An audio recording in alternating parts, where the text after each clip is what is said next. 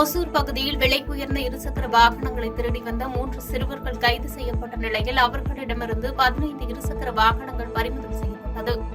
கிருஷ்ணகிரி மாவட்டம் ஒசூர் மாநகராட்சி புறநகர் பகுதிகளில் தொடர்ந்து இருசக்கர வாகனங்கள் திருடப்படுவது நாளுக்கு நாள் அதிகரித்து வருகிறது. இருசக்கர வாகனங்களை மீட்டு குற்றவாளிகளை பிடிக்க ஒசூர் டிஎஸ்பி பாபு பிரசாந்த் அவர்கள் சிப்காட் காவல் ஆய்வாளர் பிரகாஷ் தலைமையில் தனிப்படை அமைத்து தேடி வந்தனர். இந்த நிலையில் சிப்காட் பகுதியில் போலீசார் வாகன தணிக்கையின் போது சந்தேகத்திற்குரிய நபர்களை பிடித்து விசாரணை மேற்கொண்டதில் தருமபுரி மாவட்டம் பாலக்கோடு பகுதியைச் சேர்ந்த 18 வயது நிரம்பாத 3 சிறுவர்கள் விலை உயர்ந்த இருசக்கர வாகனங்களை திருடி வந்தது தெரியவந்தது.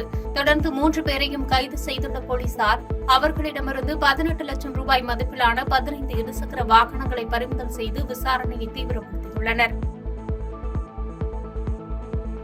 பாதகம் செய்பவரை கண்டால் நாம் பயங்கொள்ளலாகாது பாப்பா, மோதி மிதித்து விடு பாப்பா, அவர் முகத்தில் உமிழ்ந்து விடு பாப்பா. அண்மை செய்திகளை உடனுக்குடன் தெரிந்து கொள்ள இணைந்திருங்கள் இயம்நாடு தொலைக்காட்சியுடன்.